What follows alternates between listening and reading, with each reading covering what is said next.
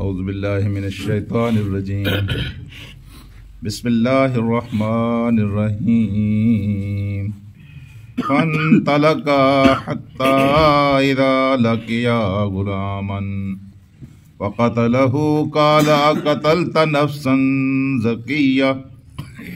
قال قتلت نفسا زکیۃ بغیر نفس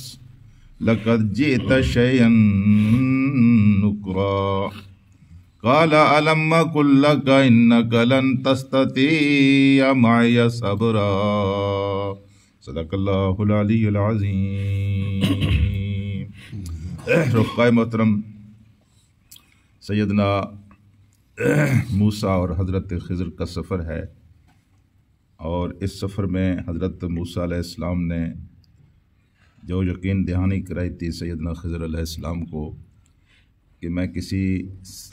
آپ کے معاملے میں مداخلت نہیں کروں گا، اعتراض نہیں کروں گا، کوئی بات آپ سے نہیں پوچھوں گا، تو پہلی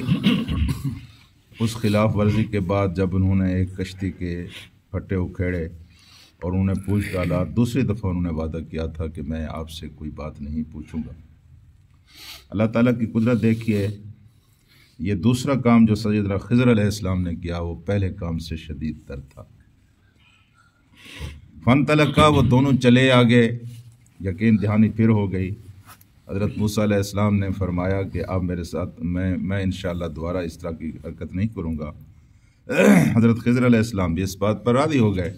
لیکن ان سے کہا یہی کہ آپ صبر نہیں کر سکیں۔ اس یقین دہانی کے بعد پھر جب وہ دونوں چلے، حتی اذا لقی غلاما فقتلہ، دونوں جا رہے ہیں اور انہوں نے جاتے ہوئے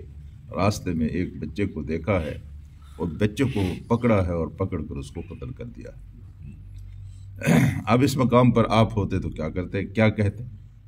بے شک بڑا مقام تھا، بے شک آپ کا استاد ہو، بے شک کوئی وقت کا نبی ہو، لیکن ایک قتل ہوا ہے یار۔ اور حضرت موسیٰ علیہ السلام سے کہاں ہی صبر ہو سکتا تھا کہ وہ اس طرح کی بات پر چپ رہتے۔ تو انہوں نے جب دیکھا کہ ایک معصوم بچے کو سیدنا خضر علیہ السلام نے قتل کر دیا ہے تو کہنے لگے، قال اقتلت نفسا زکیہ بغیر نفس، اے خضر تم نے ایک بے گناہ معصوم بچے کو قتل کر دیا ہے بغیر نفس، یعنی قتل کا بدلہ تو قتل ہو سکتا ہے، اس نے کوئی ایسا جرم تو نہیں کیا ہے، ہماری آنکھوں کے سامنے ہے اور آپ نے اس کو بے گناہ، اور پھر وہ بھی بچہ، اس کو آپ نے قتل کر دیا۔ نفس زکیہ کہتے ہیں صاف ستھرا نفس، جس کے ذمہ کوئی گناہ نہ ہو، جو بالکل پاک صاف ہو۔ زکیہ اس خاتون کو کہتے ہیں جو برتنوں کو مانجتی ہو، مانج کر چمکا دیتی ہو۔ ایسا انسان جس کے ذمہ، جس کے دامن کسی گناہ اور کسی غلطی سے آلودہ نہ ہو، اس کو زکیہ۔ نفس زکیہ ایک حکمران بھی گزرے ہیں، بہت بڑے رہنما بھی گزرے ہیں، بہت اچھے انسان تھے، اور یہ سادات کی اپنے دور میں وقت کے بادشاہوں کے خلاف بغاوت کا اعلان کیا تھا، اور حضرت حسین رضی اللہ تعالیٰ عنہ کی بغاوت کے بعد یہ دوسری بغاوت تھی جو انہوں نے کی تھی، یہ بڑی جو قابل ذکر ہے۔ انہوں نے جو بغاوت کی تھی تو اس بغاوت کے سلسلے میں انہوں نے حضرت امام ابو حنیفہ کو خط لکھا تھا کہ میرے اس اقدام کے بارے میں آپ کیا کہتے ہیں۔ امام ابو حنیفہ امام اعظم ہیں، امام ابو حنیفہ نے فرمایا کہ آپ ٹھیک کر رہے ہیں۔ انہوں نے ساتھ یہ بھی کہا تھا اگر یہ میں ٹھیک کر رہا ہوں تو آپ کو میرا ساتھ دینا چاہیے اور بالفعل اس بغاوت کے اندر آپ کو شریک ہونا چاہیے۔ امام رحمۃ اللہ علیہ نے فرمایا کہ میں باوجود شریک تو نہیں ہو سکتا، لیکن میں اس کو ٹھیک بھی کہتا ہوں، اور میں آپ کی طرف 10,000 ریال بھی بھیج رہا ہوں۔ اور امام ابو حنیفہ نے ان کی طرف 10,000 ریال بھیجے۔ ہاں جی، امام محمد یہ امام ابو حنیفہ کے شاگرد ہیں۔ جب انہوں نے اس بات کو دیکھا تو انہوں نے امام ابو حنیفہ یعنی اپنے استاد سے عرض کیا کہ آپ اس طرح کے کام جو کر رہے ہیں، لگتا یہ ہے کہ آپ ہماری گچی میں، آپ ہماری گردن میں پھانسی کے پھندے ڈلوائیں گے۔ امام ابو حنیفہ نے وہاں پر جستا ایک بات کہی، آپ نے فرمایا جس کو موت سے اتنا ڈر لگتا ہے اور جس کو زندگی اتنی عزیز ہے اور اتنی پیاری ہے کہ ایک حق بات کی حمایت کے لیے وہ ڈر رہا ہے کہ میری گچی میں یا میری گردن میں پھانسی کا پھندا پڑے گا، جس کو زندگی اتنی عزیز ہے اور موت سے اتنا ڈر لگتا ہے تو وہ کل سے ہماری مسجد میں نہ آیا کرے۔ ہاں جی، تو میرے عزیز دوستو، یہ بہرحال